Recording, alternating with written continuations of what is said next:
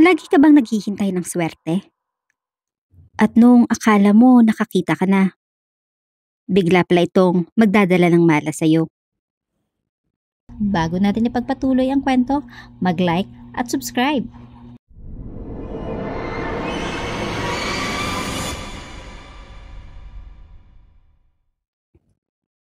Magandang gabi sa inyong lahat. Ako si Rhea, 26 na taong gulang. At matagal ko nang gustong kalimutan ang kwentong ito. Pero sa tuwing naririnig ko ang salitang duwende, parang bumabalik ang lahat.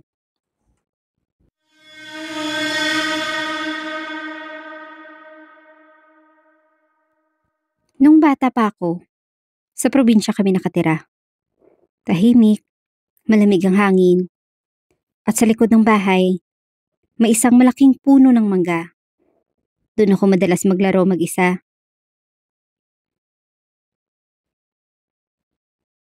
Madalas akong talhan ni mama ng merienda doon. Pandesal at gatas. At syempre, doon ko din yun kinakain sa ilalim ng puno. Minsan habang naglalaro ako ng lutu-lutuan, napansin kong may maliit na lungga sa paanan ng puno. Maliit lang talaga, parang butas ng daga.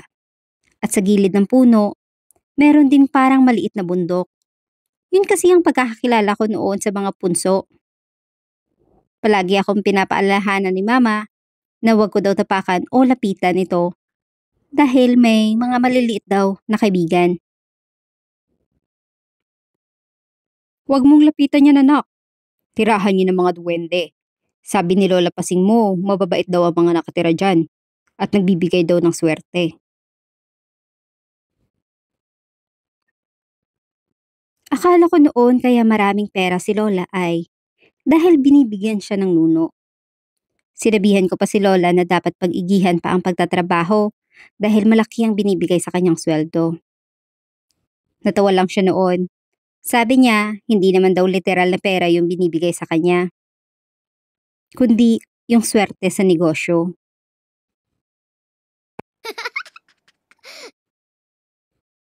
Pagkalipas ng ilang mga buwan, may bago akong tambayan.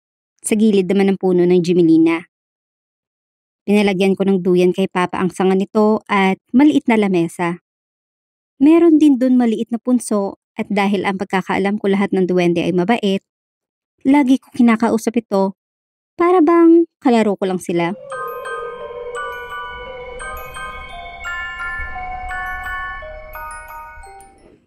Alam mo ba, meron akong kaklase sa school na ang ganda-ganda ng manika niya. Pero ayaw niya ako pahiramin dahil dudumihan ko daw. Tapos, yung isa kong kaklase, may ballpen na maraming color. Sabi ko kay mama, bilhan niya ako.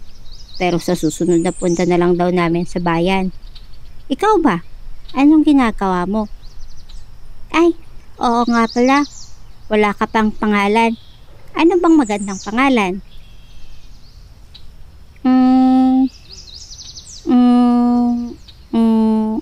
Alam ko na. Jimmy na lang siguro kasi sa Jimelina ka nakatira.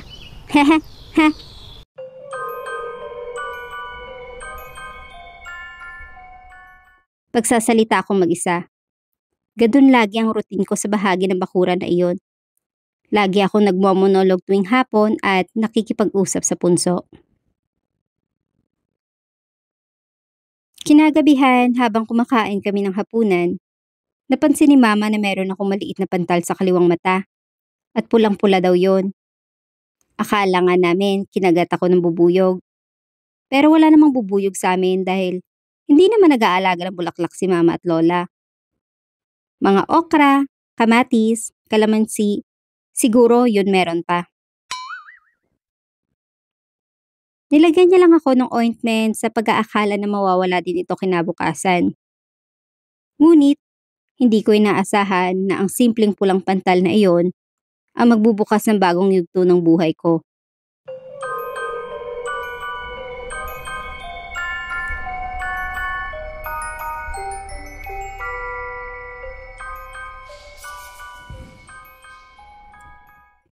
Kinabukasan sa loob ng classroom namin, nagulat ako nang may mahagip ang kaliwang mata ko na parang itim na maliit na tao na nakatayo malapit sa upuan ni Danica, yung classmate ko na ayaw magpahiram ng manika.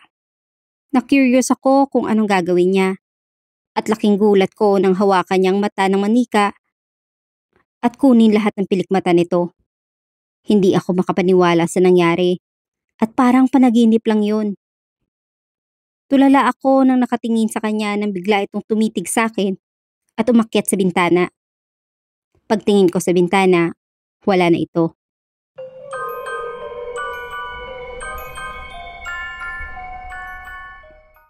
Naging palaisipan sa akin ang nangyaring yon at pagdating sa bahay, kinuwento ko kay mama ang nangyari.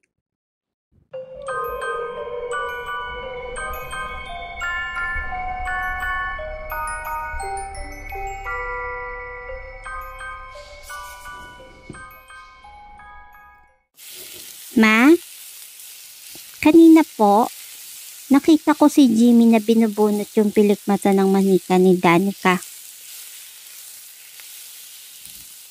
Ha? Sino si Jimmy? Yung maliit na tao po dun sa punso sa Jimelina. Nagkatinginan si mama at lola. Nakakakita ka ng duwende, anak? Anong kulay po?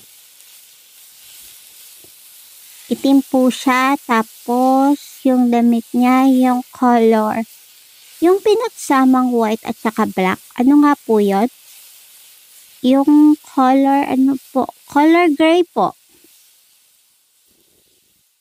Nakita ko na parang natakot si lola. Anak, simula ngayon huwag ka na pupunta doon ha.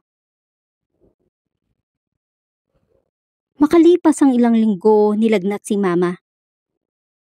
At lagi niyang sinasabi na may maliit na tao sa kanyang panaginip na sumasakal sa kanya. Nung oras din yon, ang naisip ko, si Jimmy. Pinuntahan ko ito sa punso at nakipag-usap.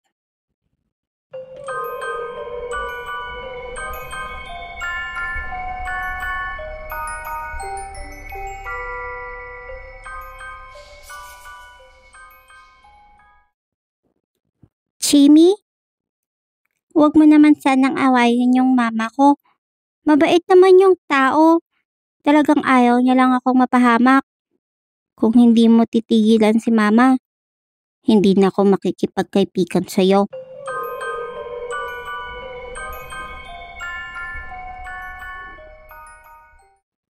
Akala ko dahil sa sinabi ko ay mawawala ang lagnat ni mama. Ngunit nagkamali ako. Dahil makalipas ang ilang araw, pagkatapos ko makipag-usap, nilagnat din ako.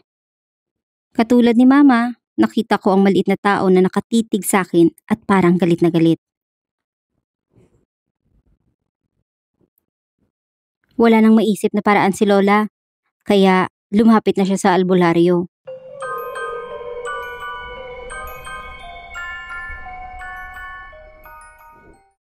Hindi ko alam kung anong ginawa ng albularyo sa amin nung panahong mataas ang lagnat namin ni mama. Pero pagising ko isang umaga, naramdaman ko na lang na maayos na ang pakiramdam ko.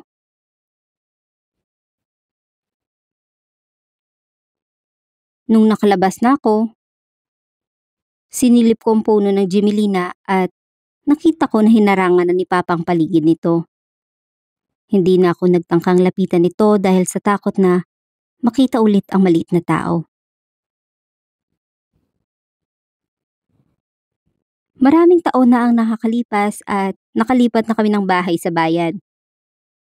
At ang tanging nakatira doon ay ang kapatid na lang ni Papa.